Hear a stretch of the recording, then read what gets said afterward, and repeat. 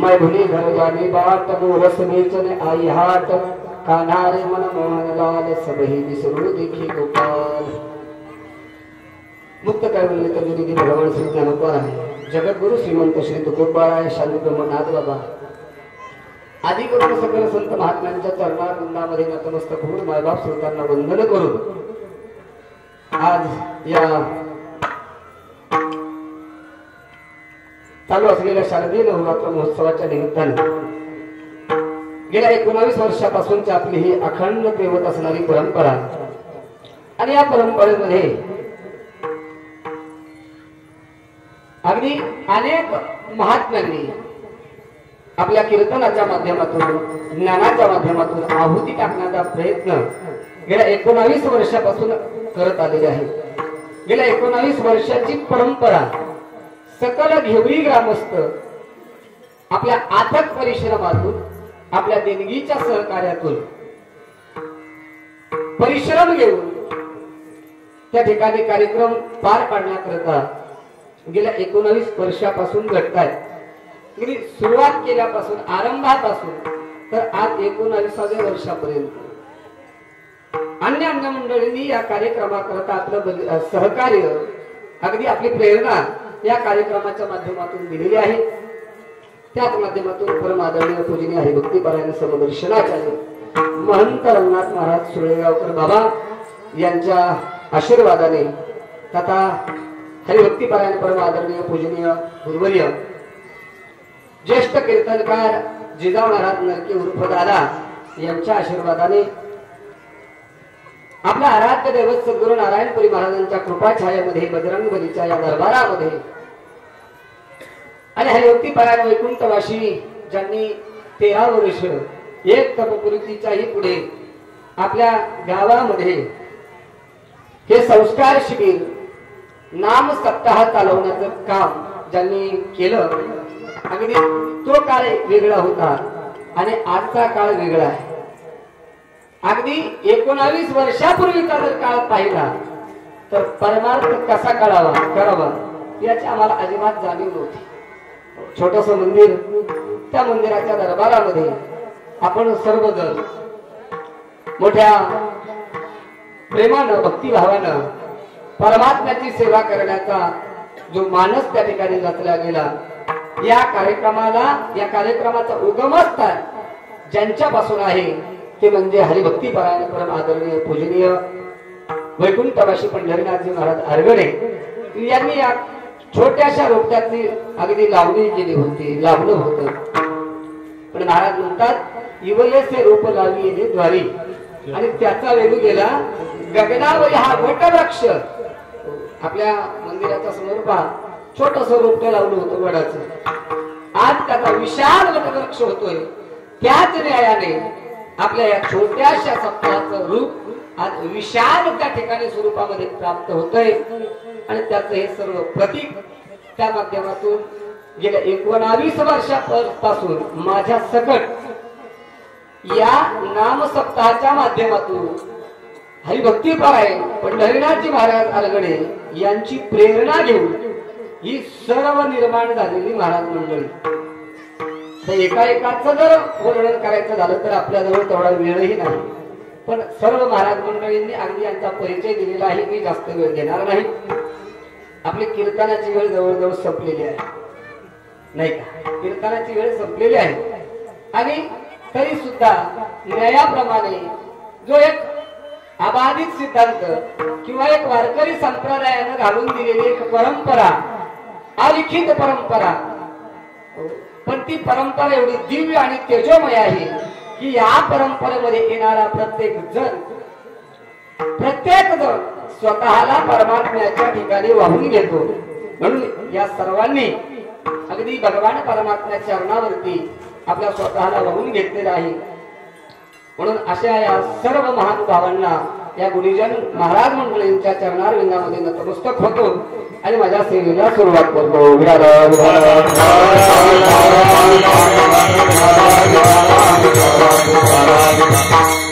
जगद्गुरु संत तुकोबारायांची मी कानापूर प्रकरणातील गवळण गायलेली आहे, पण गवळण हिंदी आहे। तुकोबारांनी अनेक प्रकरण त्या ठिकाणी गाथ्यामध्ये लिहिली आणि त्यामधलं एक प्रकरण म्हणजे हे काल्याचं प्रकरण आहे आणि त्यामधली हिंदी गवळण मी आपल्यासमोर सादर केली. श्री तुकोबाराय या गवळणीच्या माध्यमातून आपला भाव प्रगट करतात. लक्षपूर्वक ऐका. तुकोबाराय म्हणतात, माझ्या जीवनामध्ये असा एक प्रसंग निर्माण झाला की मी माझ्या स्वतःला विसरून गेलो. एवढंच नाही, मला कुठं जायचंय, काय करायचंय हेही मी विसरून गेलो. मैं भुली घर जाने बाट. पण गेलो होतो कशाला? महाराज म्हणतात, गोरस बीचने आई हाट. कशामुळे घडलं? कान्हारे मन मोहन लाल, सबही विसरू देखी गोपाल. सगळं काही मी विसरून गेलो, त्याचं एकच कारण आहे. तो कोणाला म्हणतात? तो परमात्मा. सबही विसरू देखी गोपाल. त्या परमात्म्यामुळे मी माझ्या जीवनामध्ये सर्वस्व विसरून गेलो, स्वतःलाही विसरून गेलो. हो, एवढंच काय, पण तुकोबाराय म्हणतात, मला जिथं पाय ठेवायचा आहे ती जागा सुद्धा परमात्म्याच्या व्यापकतेने, परमात्म्याच्या स्वरूपाने मला भरलेली दिसते. कहा पगदारू देखे अंधेरा, देखे तो सब वहीने घेरा. सगळा त्या ठिकाणी परमात्म्यानंच मला घेरलेला आहे, असं त्या ठिकाणी मला तुकोबाराय म्हणतात माझ्या जीवनामध्ये अनुभूती आलेली आहे. ठीक आहे तुकोबाराय, मग तुमचं काय मत आहे? तुकोबाराय म्हणतात, मी आतापर्यंत मला असं वाटत होतं माझ्या जीवनामध्ये माझा उद्धार होईल का? परमात्मा माझी चिंता करेल का? परमात्म्याच्या ठिकाणी मी जाऊन पोहोचेल का? परमात्म्याच्या स्वरूपामध्ये माझं स्वरूप विलीन होईल का? माझ्या जीवनामध्ये आत्मउद्धाराची जी भीती होती, तुकोबाराय म्हणतात ती नाहीशी झाली. तुकोबाराय म्हणतात, होतो थकीत वैरे तुका, भागारे सब मन का धोका. कान्हारे मन मोहन लाल, सबही विसरू देखे गोपाल. विठ्ठल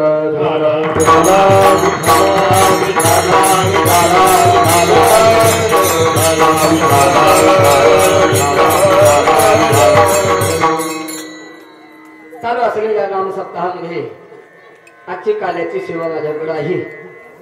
अगदी आपली सर्व गावातील तरुण मंडळी, ग्रामस्थ मंडळी अथक प्रयत्नाने परिश्रम या कार्यक्रमाकरता घेतात आणि विशेष स्वरूपानं पहा, गेल्या अनेक वर्षापासून वेगवेगळ्या प्रकारे या कार्यक्रमाची धुरा सांभाळण्याचं काम केलं जातंय. त्यामध्ये या वर्षीचं विशेष कार्य ज्यांच्या माध्यमातून घडलेलं आहे ते म्हणजे आपल्या गावातील तरुण मंडळी, जाणता राजा गणेश मंडळ किंवा जाणता राजा फ्रेंड्स ग्रुप यांच्या माध्यमातून अगदी कार्यक्रमाकरता एक विशेष कार्यक्रमाची जोपासण्याकरता ही सर्व तरुण मंडळी एकत्रित आली. त्यांचं सगळं मंडळ असेल, ग्रामस्थांनी त्यांच्या समोर प्रस्ताव मांडला आणि त्यांनीही तो मान्य केला. आणि नुसता मान्य करून थांबले नाही, मान्य करणं बरं आहे, कारण सप्ताहाची मिटिंग झाली त्यावेळेस पारायणाला बसू असं बऱ्याच जणांनी मान्य केलं होतं. त्यातलं एकही सप्ताहाच्या मंडपमध्ये दिसलं नाही असं बऱ्याच जणांनी मान्य केलं होतं. मान्य करणं वेगळं आणि मान्य करून ते अगदी कर्तृत्वामध्ये उतरवणं किंवा प्रॅक्टिकली करून दाखवणं हे जरा वेगळं असतं. म्हणून आपल्या गावातील जी तरुण मंडळी आहेत त्यांना मी धन्यवाद द्यावेत यात काहीच नवल नाही, कारण मी काहीच करत नाही. काय मी काहीच करत नाही म्हणून मी धन्यवाद देण्याच्या पात्रतेचा त्यांना नाही. कारण ते जे प्रयत्न करतात ना ते प्रयत्न करण्याकरता आता पहा 8 दिवसाचा सप्ताह तर झाला, देणगी असेल, इथली जागरूक असेल, हे सगळे काम त्यांनी पाहिले. त्यांना गावातील वयोवृद्ध मंडळींनी, ज्येष्ठ नागरिकांनी, अगदी प्रतिष्ठित नागरिकांनी सगळ्यांनी त्यांना सहकार्य केलं. असं कोणीही पाठीमाग असं नाही की त्यांच्यावर हार सोपवला असंही नाही, पण एक विशेष जिम्मेदारी त्यांच्यावरती दिली. ते पार पाडण्यामध्ये ते सक्षम राहिले. त्यांना बाकीच्यांनी सर्वांनी सहकार्य केलं. आणि विशेष मी जसा सप्ताहामध्ये येतो तुला सप्ताहाच्या माध्यमातून माझं जेव्हापासून इथे येणं झालं तेव्हापासून दरवर्षी सप्ताहाच्या शेवटच्या दिवशी अशी घोषणा करावी लागत असायची की चला आपल्याला महाप्रसादाचा स्वयंपाक करायचा आहे, सगळ्यांनी लवकरात लवकर तरुण मंडळी जे जे काय असतील अन्य सगळ्यांनी मंडपकडे यावं, सप्ताहाचा महाप्रसादाचा स्वयंपाक सुरू करायचा आहे. पण या वर्षीची एक अभूतपूर्व घटना अशी घडली की या वर्षी कोणाला लेक्चर द्यायची गरज पडली नाही. सप्ताहाच्या माध्यमातून महाप्रसादाकरता चला असं कुणाला म्हणायची गरज पडली नाही. का? तरुण मंडळी पूर्ण सहकार्याने त्या ठिकाणी उतरलेली होती. तुकोबाराय म्हणतात तरणा भाग्यवंत नटे हरी कीर्तनात, तो तरुण भाग्यवंत आहे जो हरी कीर्तनात येतो.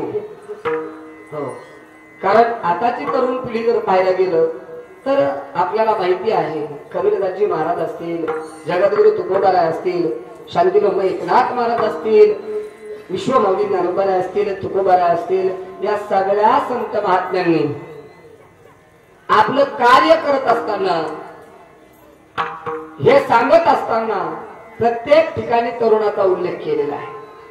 तरुणानं कार्यक्रमात यावं, परमात्म्याचं चिंतन करावं, स्मरण करावं. याच्यापेक्षा महाराज तर पुढे जाऊन म्हणतात जब हे सकळ सिद्ध आहे, हात चालावया पाय तव तू आपुले सोहित पाही. हो, नुसती तीर्थयात्राच नाही तर जे जे काय तुला परमार्थिक जीवनामध्ये करता येईल ना ते करा. आता फक्त या तरुण मंडळींना मी एक सांगेल, पहा, अगदी ते मी अधिकाऱ्यानं सांगेल, बाबा रे, जीवनामध्ये जसं तुम्ही सप्ताहाचं कार्य करताना तसं एक अजून करा. ज्यांच्या ज्यांच्या गळ्यात पवित्र तुळशीची माळ नसेल ती तुळशीची माळ परिधान करा. आणि दुसरी महत्वाची गोष्ट, इथं बसलेल्या ज्यांच्या पर्यंत आवाज जातो ना त्या प्रत्येकाला मी सांगण्याचा प्रयत्न करील की आपण आपल्या जीवनामध्ये भगवान परमात्म्याचं स्मरण करण्याचा प्रयत्न करा. पहा, बऱ्याचदा लोक काही काही म्हणतात काय गरज आहे सप्ताहाची, काय गरज आहे कीर्तनाची, काय गरज आहे कथेची, काय गरज आहे प्रवचनाची. पण ऐका, प्रवचन कीर्तन सप्ताह ही माध्यम फक्त ऐकण्याकरता नाही. ऐका बरं का, ही फक्त ऐकण्याकरता नाही, मानवी जीवनामध्ये बदल घडवण्याकरता आहे. का? नाम सप्ताहाच्या माध्यमातून आम्ही काहीतरी प्रबोधन घ्यावं आणि त्या माध्यमातून परमात्म्याचं चिंतन करावं, हा एकच उद्देश आहे. जरा लक्षपूर्वक ऐका. एखाद्या कीर्तन करण्यात असं कधी सांगितलं का कीर्तनाच्या माध्यमातून की तुम्ही सप्ताह करा आणि वर्षभर देवाकडे पाहूच नका? असं कधी झालंय का? नाही. का? देवाकडे नाही, मी तर म्हणेल देवाकडे नाही तुम्ही पाहिलं तरी चालेल, फक्त तुमच्या लक्षातून देव जाऊ देऊ नका. काय? जसं तुकोबारायांनी दिनराजेने हाची धंदा गोविंदाचे पोवाडे, रात्र न कळे दिवस न कळे अंगी खेळे दैवत, त्या परमात्म्याचं चिंतन चिंतन चिंतन. बरं, देवाचं भजन करायला काय लागतं बरं भास्कर म्हणा? काही करावं लागतं का? कोणाचा आक्षेप आहे का माझ्या बोलण्यावरती? देवाचं भजन करण्याकरता काही करावं लागतं का? महाराजांनी याच्यापेक्षा पुढे जाऊन गोड सांगितलं बरं का. तुकोबाराय नाथ महाराजांनी एवढं गोड सांगितलं. नाथ महाराज म्हणले तुम्हाला काय करायचं ते करा, माझी काही अडचण नाही. शेवटचं जाऊन सांगितलं पा, हे कोणी सांगणार नाही. पण नाथ महाराज म्हणले तुम्हाला भांडायचं असलं तर खुशाल भांडा. काय? भांडण करायलाही मनाई केली नाही. कोणी? शांतिरोम नाथ महाराजांनी.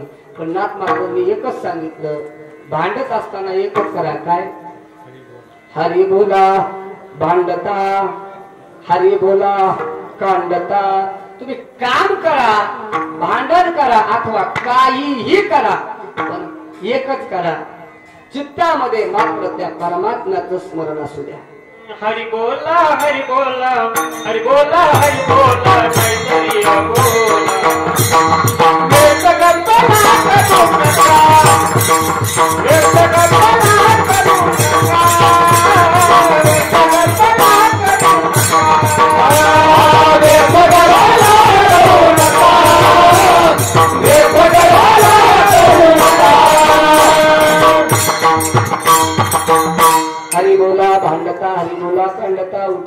सका हरी बोला जनी हरी बोला विजनी एका जनार्दनी हरी बोला. महाराज म्हटले हरी बोला नाही तरी आ बोला. आता गणेश महाराजांच्या चाली विशेष असतात.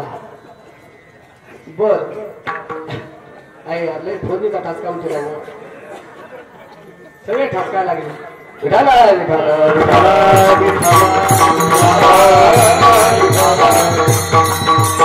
एवढा ठसका उठले कीर्तनाकडे कोणाचं ध्यान लागल. चला महाराज म्हणतात जीवनामध्ये हरी बोला.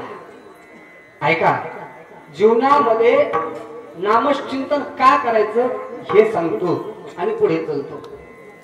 नामचिंतनाच्या द्वारे तुमचं अंतःकरण पवित्र होतं. पहा पहिली गोष्ट जर याच्यावरती कोणाचा अविश्वास असेल तर याचा अनुभव घेतलेला आहे म्हणून बोलतो बरं का. या गोष्टीचा अनुभव घेतलेला आहे म्हणून बोलतो. जीवनामध्ये जर तुम्ही नामचिंतन केलं तर अंतःकरण एवढं पवित्र होऊन जातं, एवढं पवित्र होऊन जातं.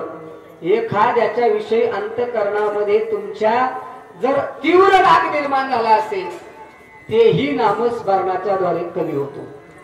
एखाद्या तुम्हाला राग आला ना कधी जास्त नाही पण एक 10-11 वेळा देवाचं नाव घेऊन पहा. लय राग येऊ द्या, कितीही राग येऊ द्या, एकदा देवाचं स्मरण करा. रामकृष्ण हरी रामकृष्ण हरी रामकृष्ण हरी रामकृष्ण हरी. 100% तुमच्या मनातला राग त्या माणसाविषयीचा निघून गेल्याशिवाय राहणार नाही. बरं हे सांगायचं नाही बरं का, हे 100% अनुभवात आणायचं, करून पहा. बरेचसे लोक म्हणतात त्या माणसाला किती बोललं तरी तो काही बोलतच नाही, तो शांतच राहतो. त्याचं कारण आहे त्याच्या डोक्यामध्ये परमात्म्याचं चिंतन आहे, त्याच्या हृदयामध्ये तो परमात्मा विराजमान आहे, अंतःकरण पवित्र आहे, तो देवाचं भजन करतो. बरेच जण म्हणतात महाराज कीर्तनामध्ये विठ्ठल विठ्ठल घेतलं म्हणजे कशामुळे विठ्ठल विठ्ठल घेतात हे कारणही माहित नाहीत बरं आपल्याला. बरेच जण म्हणतात महाराज विठ्ठल विठ्ठल महाराज लोक याच्या करता घेतात तिकडे गप्पा आणतात रोडवर. नक्की महाराजाचं विसरला असा नाही. महाराजाचं विसरलं म्हणून विठ्ठल विठ्ठल भजन होत नाही. विठ्ठल विठ्ठल भजन होतं याच्या करता ते विठ्ठल विठ्ठल भजन तुमच्याकडून सुद्धा झालं पाहिजे. कीर्तनकारानं विठ्ठल भजन केलं म्हणजे तो स्वतः करता करत नाही, तिथं बसलेल्या प्रत्येकाच्या ठिकाणी ते स्मरण घडलं पाहिजे. त्या स्मरणाचं एवढं वलय तयार होतं मी म्हणत नाही, याला शास्त्र पुरावा आहे. जेवढं भजन इथून होईल त्या परिसरातील कमीत कमी 2 ते 4 किलोमीटरचं वातावरण पवित्र बनतं. काय त्या परिसरातलं सगळं वातावरण पवित्र बनतं. एखादा अपवित्र आत्मा, एखादा अतृप्त आत्मा त्या परिसरामध्ये भिरकू शकत नाही, त्या परिसरामध्ये येऊ शकत नाही. आणि जरी आता कदाचित आला तर त्याच्या पवित्र आत्म्यामध्ये बदल करण्याची, अपवित्र आत्म्यामध्ये बदल करण्याची ताकद देवाच्या स्मरणामध्ये आहे. एवढं पवित्र चिंतन आहे, एवढं नामस्मरण आहे, पण ते करावंसं वाटत नाही. ते करावंसं वाटत नाही, कुणालाच करावंसं वाटत नाही.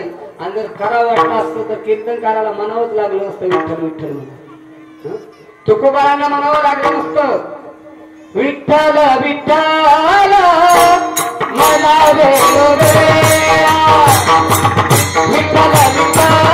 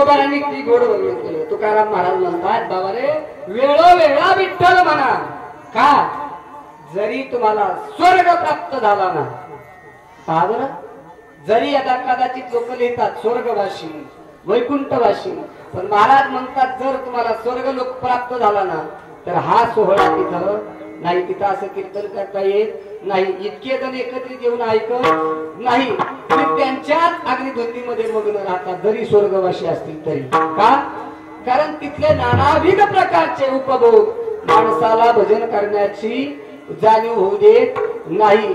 एकलं एक ठिकाण कोणतं असेल तर ते मृत्यू लोक आहे. हा लोक आहे की ज्या लोकांमध्ये आल्याच्या नंतर तो परमात्म्याचं चिंतन करू शकता पण ते माणसं करत नाही. तुकोबारांना म्हणावं लागलं ज्ञानोबारांना म्हणावं लागलं याच्यापेक्षा नाथ महाराज तर पुढे जाऊन बोलले हो. काय नाथ महाराजांचं चिंतन आहे. नाथ महाराज म्हणले हरी नये मुखाशी हरी मुडा. मुडा हा शब्दच आपल्यासाठी ठीक आहे खूप आहे ह्याच्या पुढचं जाऊन बोलायची गरज नाही.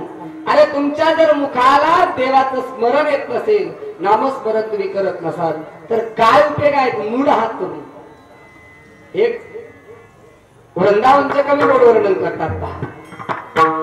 देवाचं भजन करा नामस्मरण करा तो परमात्मा एवढा उदार आहे त्याला पाहिजे ते तुम्हाला तो देऊ शकतो जे पाहिजे ते देऊ शकतो पण तुम्ही त्याचं चिंतन करा स्मरण करा पण माणसं ते करत नाही. काय कमी गोड वर्णन केलं. क्या किया क्या किया क्या किया क्या किया क्या किया क्या किया रे तूने जीवन गवा दिया तूने जीवन गवा दिया क्या किया रे जिसे पाना था मुझको तो खो दिया रे जिसे पाना था मुझको तो खो दिया रे जिसे पाना था मुझको तो खो दिया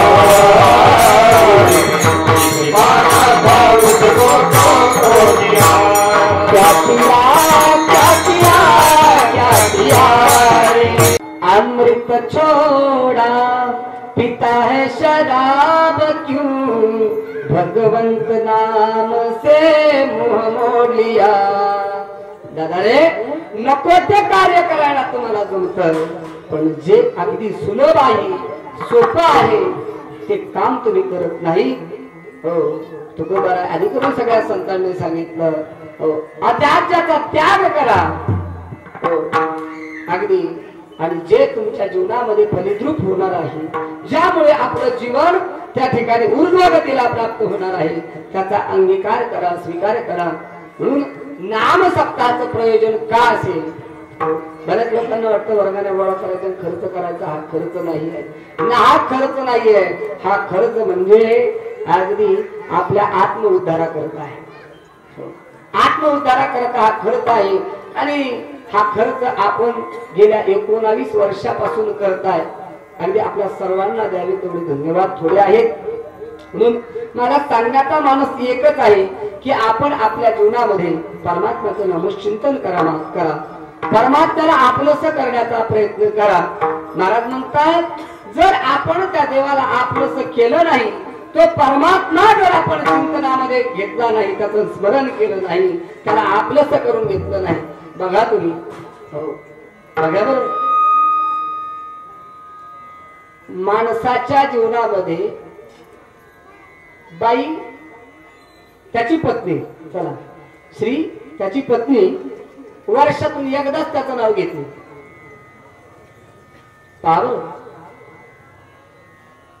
ज्याची त्याची श्री ज्याची त्याची पत्नी वर्षातून त्याचं एकदाच नाव घेते. कधी रात्री महाराजांनी सांगितलं संक्रांतीच्या दिवशी एकदा नाव घेतली पण याला किती गाड्या पळायला होती किती पळायला होती. घरातल्या आणण्या नेण्याचा काही त्रास आहे का. प्रपंचातल्या उणिवा भरून काढण्याचा काही त्रास आहे का. कुठलीच खंत ती ठेवत नाही. सगळं याला करावं लागतं पळावं लागतं का फक्त ती नाव घेतली, याच्या पलीकडचं काही नाही.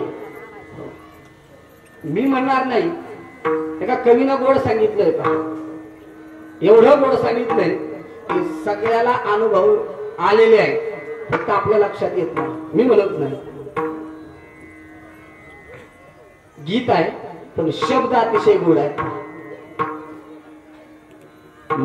कसमे वादे प्यार वफा सब बातें है बातों का क्या, कोई किसी का नहीं ये झूठे नाते हैं नातों का क्या, कसमे वादे प्यार वफा सब बातें हैं बातों का क्या. संत काव्याशी निगडीत हे गीत आहे. संतांची कुठलीच काव्य याला न मानणारी नाही. प्रत्येक संत काव्याला हे अगदी संलग्न असणार गीत आहे. किती गोड आहे पहा. आपण किती नात्याची जोपासना करण्याचा प्रयत्न करतो, किती नाते जपण्याचा प्रयत्न करतो. त्या नात्यात काही तथ्य राहत नाही का. मी म्हणत नाही, महाराज म्हणतात, होगा मसीहा सामने तेरे फिर भी ना बच पाएगा. काय गोड आहे. तुपले आपले तू त्यांना आपलं आपलं म्हणतोस ना, ते सगळे तुझ्या अवतीभोवती असतील पण तुला कोणी वाचू शकणार नाही. मी म्हणत नाही, तू काय म्हणे तुझं सोडविना कोणी. एका चक्रपाणी वाचून या, महाराजांचं प्रमाण आहे, प्रमाणाशिवाय नाही बोलणार. ते कवी म्हणतात, होगा मसीहा सामने तेरे फिर भी ना बच पाएगा. पुढचं वाक्य गोड आहे. तेरा अपना खून ही आखिर तुझको आग लगाएगा. काय गोड वाक्य आहे. अरे तू ज्याच्या करता रात्रंदिवस प्रयत्न केला ना, ज्याच्या करता अहोरात्र स्वतःचं जीवन जिजवलंस ना, तेच एक दिवस तुला स्मशानात नेऊन पेटवल्याशिवाय राहणार नाही. हे जर सत्य असेल तर मग तू कशा करता जिंकतोस. तो परमात्मा आपलासा करण्याचा प्रयत्न कर, त्या देवाला आपलासा करून घे, त्याचं स्मरण कर. जर बाई एकदा नाव घेऊन आयुष्यभर माणसाला पळायला होत असेल तर तुम्ही आणि रोज नाव घेतल्याच्या नंतर त्या देवाला पळावं लागेल का नाही. 100% पाळावं लागेल. पण आपण तो कधी प्रयत्न करत नाही, तो प्रयोग करून पाहण्याचा कधी प्रयत्न करत नाही. म्हणून त्या परमात्म्याला आपलंसं करण्याचा प्रयत्न करा. तो जर देव आपलासा करून घेतला तर महाराज म्हणतात तुमच्या जीवनामध्ये सुख मिळेल.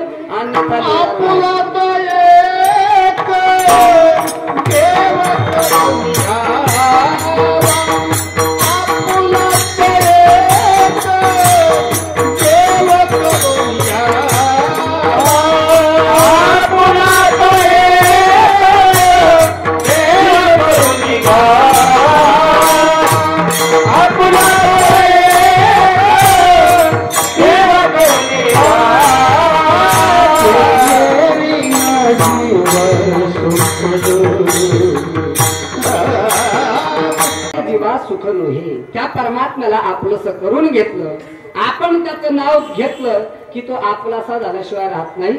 म्हणून आपण त्याचं नामस्मरण करावं, चिंतन करावं, त्याला आपलंसं करून घेण्याचा प्रयत्न करावा. याकरता नामसप्ताहाचं प्रयोजन आहे. आणि म्हणून आज काल्याच्या सेवेकरता गोड अशी गवळण आपल्या समोर गायलेली आहे. या गवळणीच्या माध्यमातून परमात्म्याचं चिंतन करत असताना तुकोबारांच्या जीवनामध्ये आलेला अनुभव तुकोबारा व्यक्त करतात. तुकोबाराय म्हणतात, माझ्या जीवनामध्ये मला स्वतःचा एवढा विसर पडला, मी काय करतोय, कुठं जातोय, कसा वागतोय हे मला काही कळायला तयार नाही. अभंगाचं पहिलंच जाने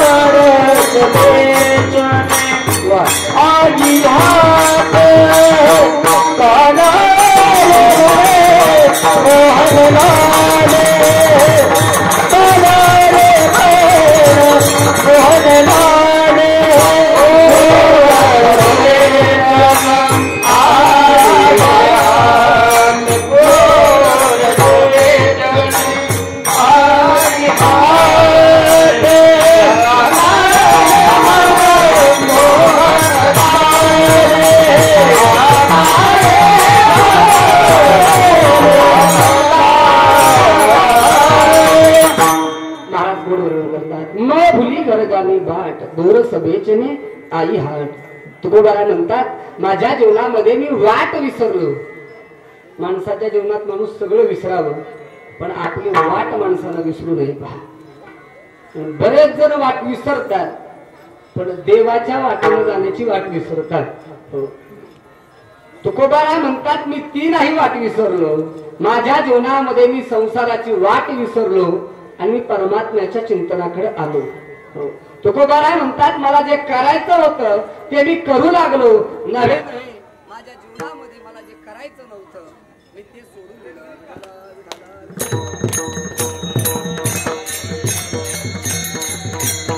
परिणाम होणार आहे त्या गोष्टीला माणसाने विसरलं पाहिजे. आणि म्हणून तुकोबारा म्हणतात मी माझ्या जीवनामध्ये त्या सगळ्या गोष्टी विसरलो. पण हे कोणामुळे घडलं हे महत्वाचं आहे. काय जीवनामध्ये एखादी गोष्ट घडली असेल ती कोणामुळे घडली हे अत्यंत महत्वाचं आहे. तुकोबारांना विचारलं साधकाने तुकोबारा कोणामुळे घडलं. तुकोबारा म्हणतात कान्हा रे मन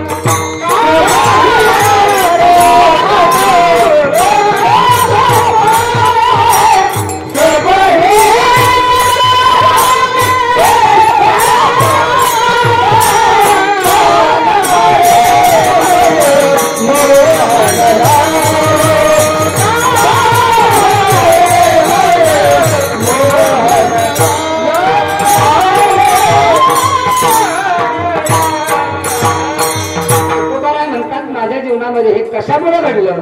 कान्हा रे मन मोहनलाल जो मोहनलाल आहे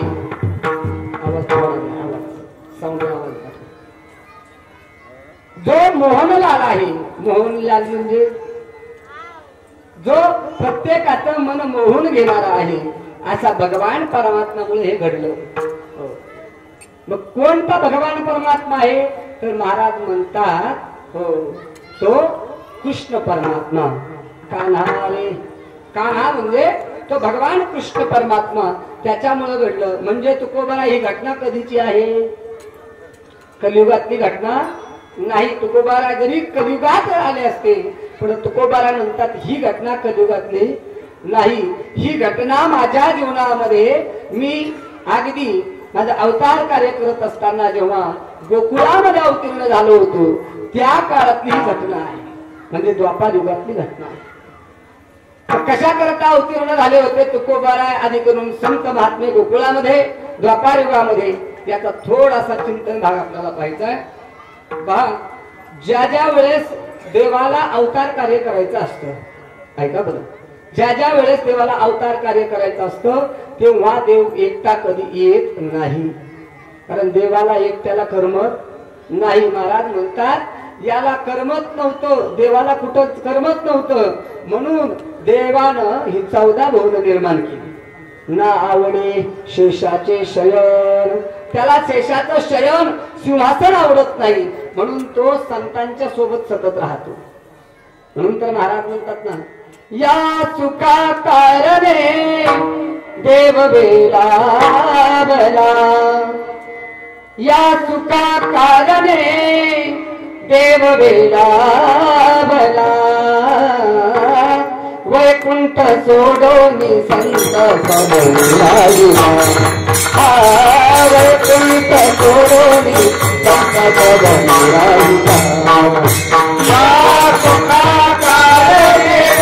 देव वेला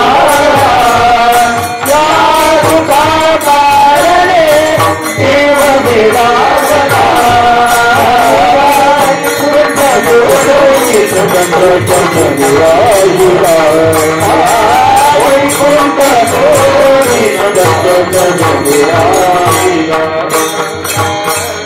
त्या संतांच्या सोबत ती देव राहतो. मग द्वापार युगामध्ये असं काय घडलं होतं की देवाला यावं लागलं, संतांनाही यावं लागलं. देवानं राम अवतारामध्ये त्रेतायुगामध्ये काही संतांना साधूंना वचन दिलं होतं, ते वचन पूर्ण करण्याकरता देवाला येणं लागलं होतं. दुसरी महत्वाची गोष्ट, देवाचं प्रमुख येण्याचं कारण आहे पहा. नाराज म्हणतात घेऊन या चक्र गदा हाची धंदा करीतो भक्ता राखी पायापाशी दुर्जनाशी संहारी. किंवा जब जब होई धर्म की हानी बाढ़ई अधम असुर अभिमानी तब तब धरही प्रभु विविध शरीरा. देवाला अगदी असुर अभिमानी अधम त्या ठिकाणी वृत्तीचे लोक जेव्हा वाढतात, राक्षसी वृत्ती जेव्हा वाढते, या सर्वांना संपवण्याकरता देवाला यावं लागतं. मग द्वापार युगामध्ये कंस असेल, शिशुपाल असेल, वक्रदंत असेल, अगदी धेनुकासूर, अगदी असे अनेक असुर त्या ठिकाणी मातले होते आणि त्यांचं निर्दलन करण्याकरता परमात्म्याला यायचं होतं. आजही देव पहा बरं, आजही देव येण्याकरता आसुसलेला आहे, आतुरलेला आहे. देवाला यावंच वाटतं, देवाला वाटतं मी यावं, या पृथ्वी तलावावरती संतांच्या समागमामध्ये संतांच्या सोबत राहावं. पण त्या देवाला तशी पवित्र कुस आज पाहायला मिळत नाही. कारण देव आणि देवाचे भक्त येतात. महाराज म्हणतात पवित्र ते कुळ पावन तो देश जेथे हरीचे दास जन्म घेते. पावन देश आहे, कारण भारतासारखा पवित्र आणि पावन देश कोणताच नाही. काय आज भारतासारखा इतर पाश्चात्य संस्कृतीमध्ये जाऊन पहा, कुठेही गेला, भारताच्या बाहेर गेला की संस्कृती, इथला मान सन्मान, इथली अतिथी देवो भव वृत्ती बाहेर पाहायला मिळणार नाही. आज अमेरिकेसारख्या प्रगतशील राष्ट्रातली लोक भारतातल्या संस्कृतीचं अनुकरण करायला लागले. का वेळेत कधी नाही. त्यांना माहिती आहे भारतातला माणूस म्हणजे अगदी संस्कारशील आहे, संस्कारित आहे, प्रत्येकावरती संस्कार आहे आणि एवढे संस्कार आहेत म्हणून भारत देश पवित्र आणि पावन आहे. किती पावन आहे. एका देशभक्ती गीतामध्ये गोड वर्णन केलंय का आमच्या भारताचं, किती गोड वर्णन आहे ते. है प्रीत जहा की रीत सदा हो, प्रीत जहा की रीत सदा मैं गीत वही के गाता हूँ. भारत का रहने वाला हूँ, भारत की बात सुनाता, भारत का रहने वाला, भारत की बात सुनाता हूँ. भारत का रहने वाला हूँ, भारत की बात सुनाता हूँ. भारत का रहने वाला हूँ, भारत में आसत वाला. काले गोरे का भेद नहीं, हर दिल से हमारा नाता है. काले गोरे का भेद नहीं, हर दिल से हमारा नाता है. हर नाम रहा है नर में नारी में अभी तक जीता है. राम यहाँ नर में और नारी में अभी तक जीता है. काय वर्णन केलेलं आहे. काले गोरे का भेद नहीं, हर दिल से हमारा नाता है. यहाँ राम अभी तक है नर में, नारी में अभी तक सीता है. एक जण म्हटलं काय भारतातले लोक वेडे, काय वेडे म्हणे दगडाला पूजतात. दगडाला पुजतात याचा अर्थ वेडे आहेत असं नाही, वेडे आहेत असं नाही. माणसानं माणसाचा माणूस पण विसरलं म्हणून आज दगडाला पूजण्याची वेळ आली. याच्या पुढे जाऊन ते कवी वर वर्णन करतात, अरे आम्ही माणसाला पूजू आणि जीवाला पूजू, याच्या पलीकडे आम्ही दगडाला पूजतो. हा सुद्धा आमचा महानपण आहे. सुंदर गीत आहे. मला सांगायचंय काय, एवढा पावन आणि पवित्र आमचा भारत देश आहे. या भारत देशाचं वर्णन अनेकांनी केलेलं आहे. या भारताचं वर्णन करताना असं सांगितलं जातं इतिहासामध्ये की इथं सोन्याचा धूर निघत होता. काय निघत होता? भारतामध्ये सोन्याचा धूर निघत होता. आता पाहायला मिळत नसेल, आता 50च्या पुढे भाव गेलाय. ही गोष्ट सोडून द्या. एक काळ असा होता की जोपर्यंत या भारतामध्ये परकीयांची सत्ता नव्हती तोपर्यंत खरंच आपल्या भारतातून सोन्याचा धूर निघत होता.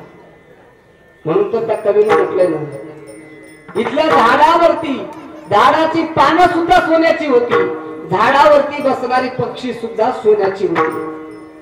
जहाँ डाल डाल पर सोने की चिड़िया करती है बसेरा, वो भारत देश है मेरा, वो भारत देश है मेरा. है भारत जहाँ ऋषि मुनि जपते हरि नाम की माला, हरि ओम हरि ओम हरि ओम. यहाँ हरि के बालक मोहन है और राधा एक द्वारा, राधा एक द्वारा. जहाँ प्रेम के पंछी आकर अपना डाले अपना डेरा, वो भारत देश है मेरा, वो भारत देश है मेरा. जय भारत जय भारत. एवढा पवित्र आणि पावन देश आहे आपला. अगदी पहा तुम्ही, इतर देशाला कोणी काही संबोधत नाही, पण माझ्या भारताला आदरानं काय म्हणतात? भारत माता. माता या शब्दामध्ये एवढा मोठा त्या ठिकाणी अर्थ आहे, तो फक्त समजून घेतला पाहिजे. अगदी खूप मोठा अर्थ त्यामध्ये दडलेला आहे. म्हणून आपला भारत देश अतिशय पवित्र पावन आहे. मी सांगत होतो, देवाला यावंसं वाटतं, देवाला वाटतं मी इथं यावर अवतार कार्य करावं, इथल्या प्रजेला, इथल्या जनतेला, इथल्या प्रत्येक जीवाला सुखी समाधानी पाहावं. तेवढी पवित्र कुस आज पाहायला मिळत नाही. व्यापार युगामध्ये तोच परिणाम होता. देव विचार करत होता मला अवतार घ्यायचा आहे, पण कुठं घ्यावा कुठं घ्यावा, आणि परिणामी देवाला ती पवित्र कुस दिसली. पहा बरं, कधी कधी माणसं, एखादा माणूस ओंगळवाना राहत असेल, कपडे मळकट असतील, दरिद्री अवस्था असेल, तर त्याला काही एवढं पाहिजे तेवढं मान सन्मान किंवा समाजामध्ये त्याला प्रतिष्ठा नसते. लोक त्याला हीन दिन समजतात, हिनवतात. पण पहा, जगामध्ये आणि इथून मागच्या काळामध्ये भगवंताने अवतार कार्य घेत असताना या हा जो अवतार आहे ना, कृष्ण अवतार, या अवतारामध्ये जागा कुठली निवडली पहा. त्या देवकी मातेच्या उदरामध्ये परमात्म्याला अवतार घ्यायचा आहे. पण देवकी माता महालात राहत नव्हती, एसीची रूम नव्हती. देवकी माता कुठं होत्या? तुरुंगामध्ये होत्या. माणूस कसा आहे, किती मलिन आहे, बाह्य रंगाने कसा राहतो हे अजिबात महत्वाचं नाही, त्याचा अंतररंग अंतर्भाव काय आहे हे महत्वाचं आहे. आणि म्हणून देवकी मातेची कुस एवढी पवित्र होती, परमात्म्यानं ठरवलं की देवकीच्या उदरी आपल्याला अवतार कार्य करायचं, जन्म घ्यायचा. आणि म्हणून देव येणार. सगळ्या संत महात्म्यांना देवाने पुढे पाठवलं, सांगितलं तुम्ही सगळे त्या ठिकाणी सकळही वानर वेगी व्हारे गोपाळ. सगळ्यांना सांगितलं संत महात्म्यांना, तुम्ही काय करा, तुम्ही गोपाळ म्हणून गोकुळामध्ये अवतीर्ण राहा, मी लवकरच तुमच्यामध्ये येईल. आणि मग भगवान परमात्म्यानं अवतार कार्य करण्याकरता सुरुवात करायची. काय करावं? पहिल्यांदा देवकी आणि वसुदेवाचा विवाह झालेला नव्हता. कंस उग्रसेनाचा त्या ठिकाणी मुलगा, परंतु आपल्या बापालाच त्या ठिकाणी तुरुंगवासामध्ये टाकून कंस गादीवरती विराजमान झाला. आणि काही कालावधीमध्ये त्यानं सर्व राज्यामध्ये आपली दहशत फैलवली. सगळेजण भिवू लागले कंसाला. प्रत्येक जण प्रार्थना करत होता की हे आमच्यावरती आलेलं संकट कधी जाईल. आता जसा आपण विचार करतो ना, हा वरुण राजा कधी थांबेल. 2-4 दिवस झाले का हाजरी लावल्याशिवाय राहत. त्याला जशी दहशत केली ना आता, तशी कंसाची दहशत होती. चौकडे भीती होती, दरारा होता, सगळे घाबरत होते कंसाला. पण भगवान परमात्म्यानेही ठरवलं की याला आताच लवकर संपवलं पाहिजे. आणि म्हणून त्याच कंसाच्या हातून कंसाचा मित्र असणारा वसुदेव आणि त्याची चुलत बहीण देवक राजाची कन्या देवकी, या दोघांचा विवाह ठरला. विवाह संपन्न झाला. पण विवाह संपन्न होताच क्षणी आकाशवाणी झाली, 8वा हिचा पुत्र वदील तुझसी. हे कंसा, मानी भरवसा बोलण्याचा. कंसा, माझ्या बोलण्याचा भरवसा मान. आकाशवाणी झाली, सांगितलं तुला हिचा 8वा पुत्र मारल्याशिवाय राहणार नाही. आता हिचा पुत्र तुला मारणार आहे म्हटल्याच्या नंतर त्या कंसाला बरं वाटलं असेल का? ज्याला आपल्या बापाला तुरुंगवासात टाकलं तो मानणार आहे. परिणामी त्या कंसानं देवकीवरती शस्त्र उगारलं. वसुदेवजीने हात धरला आणि सांगितलं, कंसा मारू नको, आपलाच वरती हात उचलणं कंसा तुझ्यासारख्याला पटत नाही, तो राजा आहे. आणि कंसानं ते मान्य केलं. शेवटी दोघांनाही तुरुंगवासामध्ये टाकलं. सगळे पुत्र कंसाला देण्याचं ठरलं. बघता बघता एक मुलगा झाला, 2 झाले. अन्य त्या ठिकाणी आपण सर्व कथा भाग ऐकलेला आहे. फक्त प्रतिपाद्य विषय आहे म्हणून ते मांडलं आहे. 1 2 3 4 5 6 मारित दुराचारी 6 मुलं देवकीचे मारले हो कंसानं. त्याला कधीच त्याचं असं वाटलं नाही की हे मुलं आपण का मारतो, कशा करता मारतो, याचा विचार केला नाही. कारण माणसानं जीवनामध्ये कुठली गोष्ट करत असताना एकदा नाही 1000 वेळा विचार करावा. 1000 वेळा विचार करावा आणि मग ती गोष्ट करावी. आणि मग कंसानं विचार न करता देवकीचे सारे मुलं मारले.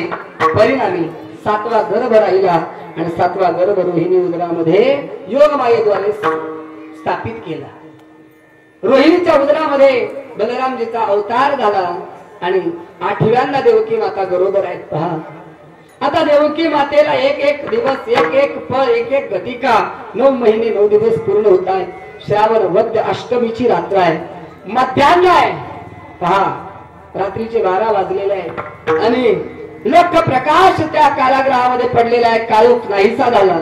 बघता बघता सगळे द्वारपाल निद्रिस्त झाले आणि भगवान परमात्मा कृष्ण परमात्म्याची 8 वर्षाची मूर्ती सगुण साकार रूपामध्ये त्या तुरुंगामध्ये देवकी आणि वसुदेवाच्या समोर प्रगट झाली.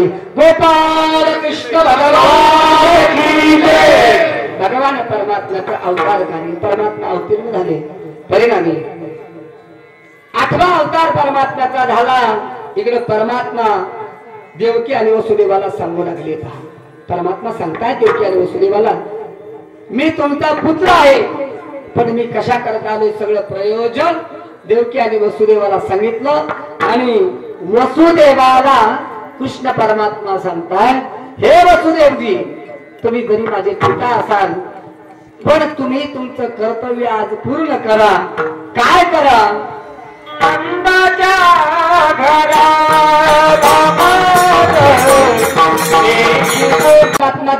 वसुदेवजीला सांगतात, नंदाच्या घराला मजनेही गोकुळाला, माया उपजली तेथे ठेवी मज आणि येते. आता कोणी म्हणेल 8 वर्षाचा परमात्मा आहे आणि त्या परमात्म्याला जर सांगता येत होत वसुदेव आणि देवकीला की तुम्ही मला नंदाच्या घराला नेऊन टोच करा, मग त्याला त्या गोकुळातच अवतीर्ण व्हायला काय झालं होतं, असेही प्रश्न करतील. पण त्याच्या मागे एक विशेष कारण आहे की देवकी आणि वसुदेवाला पूर्वजन्मामध्ये भगवान परमात्म्यानं वचन दिलं होतं की मी तुमच्या पोटी काय करेल, अवतार घेईल, जन्म घेईल. आणि हे वचन पूर्ण करण्याकरता ते तिथे जन्माला आले होते. आणि आज त्या ठिकाणी परमात्मा वसुदेवजीला सांगतायत, तुमचं कर्तव्य तुम्ही पूर्ण करा. पहा, तुम्ही मानवी जीवनामध्ये माणसानं आपलं कर्तव्य पूर्ण करणं गरजेचं आहे. पहा बरं, लक्ष ठेवा, जीवनामध्ये जोपर्यंत तुमच्या कर्तव्य तुम्ही पूर्ण करत नाही तोपर्यंत जीवनाला काही अर्थ नाही. आपलं कर्तव्य आहे. हो, महाराज म्हणतात, स्वामी कात गुरु भक्ती पितृ वचन सेवापती. पतीचं वचन मानणं हे पत्नीचं आद्य कर्तव्य आहे. गुरुची सेवा करणं हा शिष्याचा धर्म आहे. स्वामीचं काम यथार्थपणे पार पाडणं हे सेवकाचे कार्य आहे. हो, प्रत्येकाने आपली सेवा योग्य प्रकारे पार पाडली, कर्तव्य जर पूर्णपणे पार पाडलं तर त्याचा लौकिक जगामध्ये होत असतो. कर्तव्याची परिपूर्णता म्हणजे जगतामध्ये लौकिकता प्राप्त होते. नवे नवे भगवान परमात्म्याला सुद्धा त्याची दखल घ्यावी लागते. पण आपलं कर्तव्य आपण पार पाडलं पाहिजे. म्हणून मी नेहमी सांगत असतो, पहा, कर्तव्य पार पाडा माझा छत्रपती शिवरायांसारखं. कर्तव्य पार पाडा माझ्या धर्मवीर संभाजीराजांसारखं. कर्तव्य पार पाडा राजगुरु भगत सिंगासारखं. अरे प्राण गेला तरी चालल, सर कटा सकते है लेकिन सर झुका सकते नाही. त्यांनी जर आपले सर काटून घेतले नसते, आपले शिर धडावेगळे करून घेतले नसते, ते फासावर गेले नसते, तर आज हे कीर्तन स्वतंत्रपणे ऐकायची आपल्याला आज ऐकता आलं नसतं. हो, त्यांनी आपलं बलिदान दिलं. बलिदान दिलं म्हणजे ते आपल्या कर्तव्याला जागले. अगदी 1-2 वर्षापूर्वीची घटना आहे. पहा, नाशिक जिल्ह्यामध्ये सिन्नर तालुका आहे आणि सिन्नर तालुक्यामध्ये एक शिंदेवाडी नावाचं गाव आहे. कर्तव्याची परिपूर्णता सांगतो मी तुम्हाला. नाशिक जिल्ह्यामध्ये सिन्नर तालुका आहे आणि सिन्नर तालुक्यामध्ये शिंदेवाडी नावाचं गाव आहे आणि त्या शिंदेवाडीमध्ये एक केशव वीर गोसावी नावाचा मुलगा जन्माला आला. पहा बरं, 5वीला असताना या मुलाची आई मरण पावली. लक्षपूर्वक ऐका, कर्तव्याची परिपूर्णता. या केशव गोसावीची आई 5वीला असताना मरण पावली. बाप आहे पण बापाचा एक हात तुटलेला आहे. त्या बापाला हाताने काही करता येत नाही. कसा बसा हा केशववीर 10वीला गेला. बघता बघता 10वी पास झाला आणि एक दिवस असा आला की त्या केशव गोसावीला आपल्या भारताच्या सेनेमध्ये, मिलिटरीमध्ये भरती होण्याकरता कॉल आला. लेटर आलं. लेटर पाहिलं सीमेवरचं, वाचलं त्या केशवानं. केशवानं ते लेटर वाचलं. पाहिल्याच्या नंतर अश्रू येऊ लागले डोळ्यातून केशवाच्या. का? सेनेमध्ये भरती होण्याची भीती वाटत होती म्हणून नाही दादा. त्या केशवाच्या जीवनामध्ये रडू याचा करता येत होत.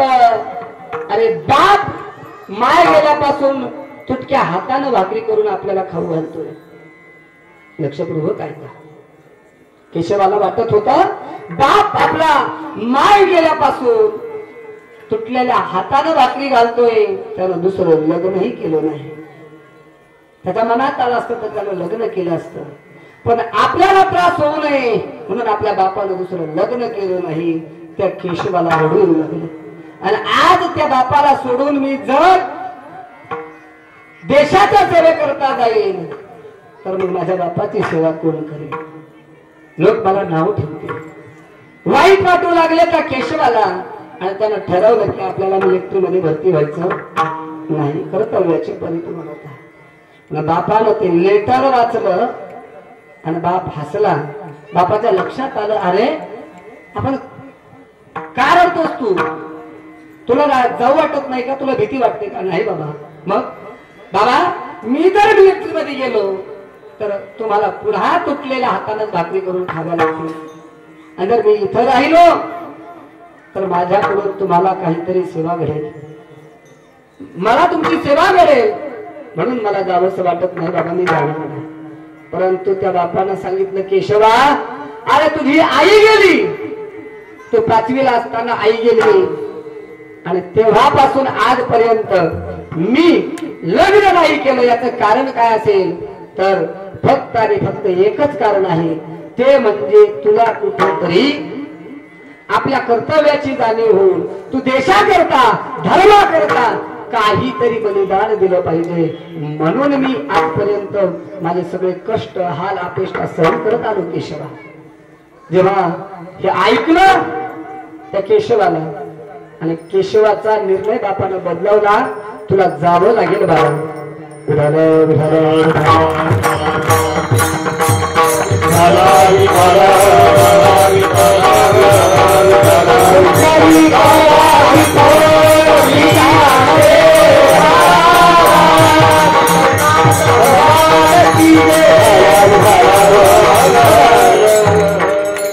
आज एका महान साधूची आपल्या सप्ताहामध्ये उपस्थिती लागलेली आहे. पा स्वइच्छा भेट. हो, आमचे पूजनीय हरिभक्तीपरायण सोमनाथजी महाराज, महंत सोमनाथजी महाराज या ठिकाणी उपस्थित आहेत. नागनाथ देवस्थान घाणेगाव तिथे महाराज दूरवरून आपल्या सप्ताहाला भेट देण्याकरता त्या दिवशीच म्हणले होते. आम्ही काल्याच्या दिवशी बाबांची उपस्थिती आहे, बाबांच्या चरणी माथा ठेवतो. त्या केशवाला बापानं सांगितलं तुला जावं लागेल बाळा. आणि परिणामी त्या केशवानं जायचं ठरवलं. केशव निघाला. बघता बघता 5 वर्ष देशाच्या सेवेमध्ये गेला. 5 वर्ष सेवेमध्ये गेली. वयाची 25वी ओलांडली. बापाने ठरवलं की त्या पोराचं लग्न करावं, आपल्या मुलाचं लग्न करावं. आणि बघता बघता फुलंब्री तालुक्यामधल्या एका आमच्या हरिभक्तीपरायण महाराजांची मुलगी त्या केशवला देण्यात आली. 1 नाही 2 नाही 3 वर्ष पुन्हा सेवेमध्ये गेले. सेवेची सुट्टी असेल त्या दिवशी केशवाला गावाकडे यावं, काही दिवस सुट्टीचे काढावे, पुन्हा बोलावून आलं की सेवेमध्ये जावं. 3 वर्ष गेले. आणि आज भाऊबीजेचा दिवस आहे.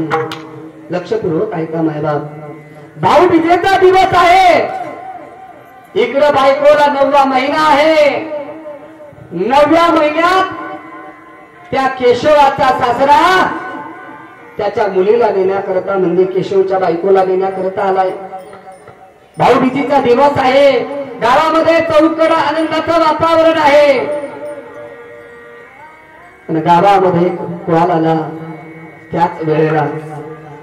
आणि त्या कॉलद्वारे कळवलं गेलं की तुमच्या गावचा केशव वीर गोसावी याला दहशतवाद्याच्या हल्ल्यामध्ये दहशतवाद्यांची हिंद करत असताना या केशवाला वीर मरण.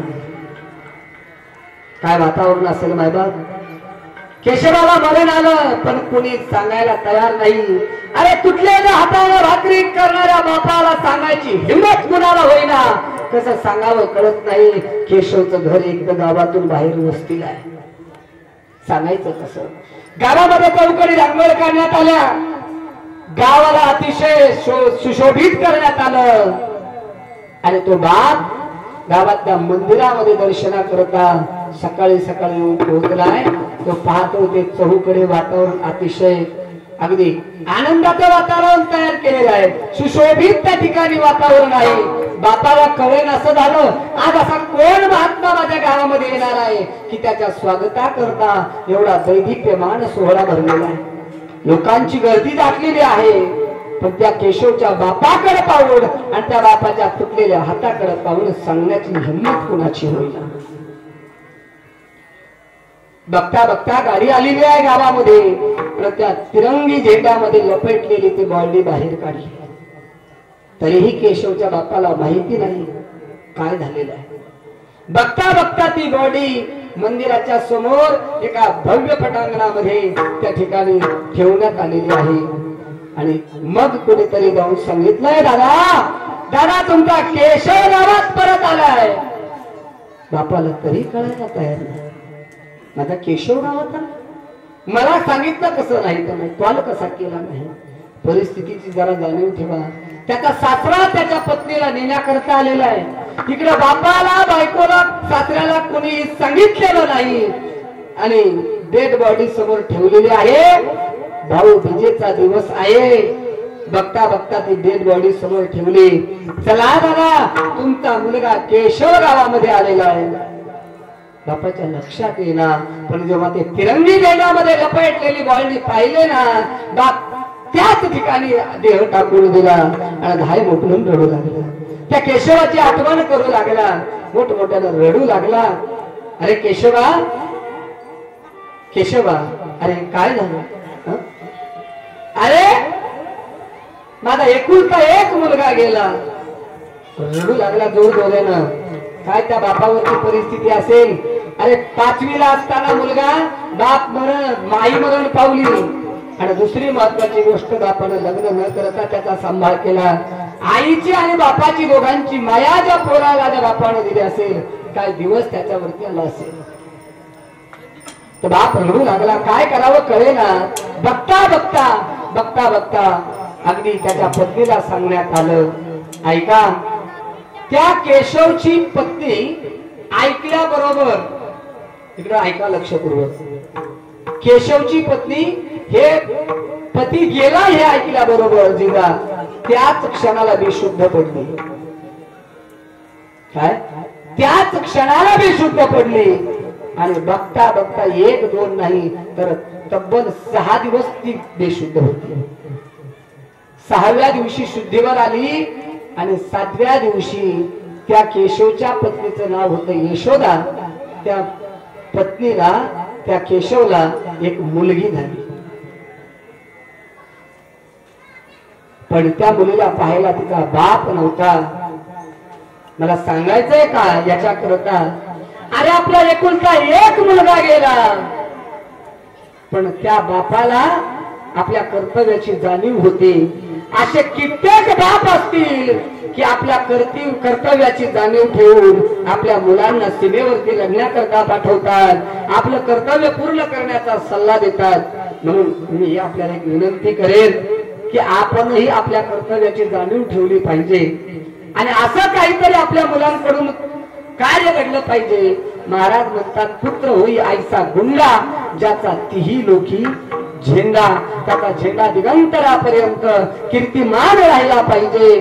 म्हणून आज वसुदेवजी आपलं कर्तृत्व, आपलं कर्म पूर्ण करण्याकरता आपली त्या ठिकाणी जी आपली जिम्मेदारी आहे ते कर्तव्य पूर्ण करण्याकरता निघाले. बघता बघता वसुदेवजी कृष्ण परमात्म्याला डोक्यावरती घेऊन गोकुळामध्ये नेऊन ठेवतात. इकडे मायेला घेऊन येतात. कंसाला माहिती होतं कंस त्या ठिकाणी त्या मायेला मारण्याचा प्रयत्न करतो. ती माया हाताला धक्का देऊन जाते. कंसाला सांगते तुझ लागी वधी उपदलामध्ये आले. कंस भयभीत होतो, मीटिंग घेतो, सगळ्या लोकांना आपल्या सरदारांना शिपायांना सांगतो सावध असा. इकडे गोकुळामध्ये कृष्ण परमात्मा लहानचा मोठा होऊ लागतो. रांग तरंगणी चोरी तनुनी धावणी धरती गवळणी. बघता बघता कृष्ण परमात्मा लहानचा मोठा होतो आणि खेळू लागतो. खेळता खेळता सवंगडी गोळा करतो आणि गावाच्या काही खोड्या करू लागतो. यशोदा मातेला वाईट वाटतं आणि यशोदा माता त्या कृष्ण परमात्म्याला सांगते उद्या जाई राणा सगळे घेऊन गोधना. दुसऱ्या दिवशी कृष्ण परमात्मा गाई गोपाळ घेऊन समंगडी घेऊन गोपाळ घेऊन वाळवंटामध्ये जातो. अनेक खेळ खेळतात. खेळून खेळून दमतात आणि दमल्यानंतर सगळे गोपाळ म्हणतात खाली भार पोटी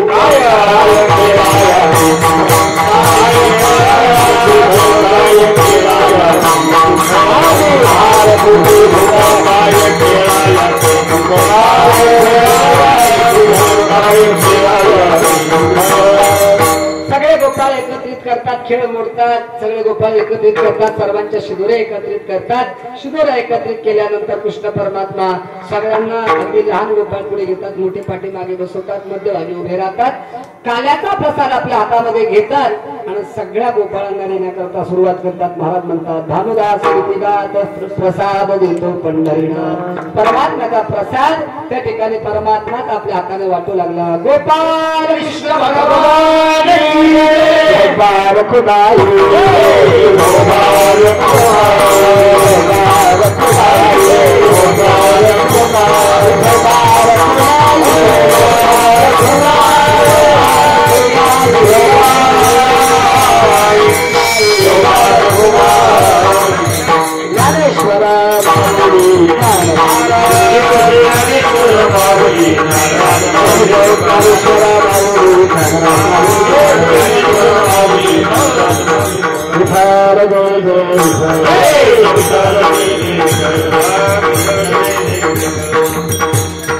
Shri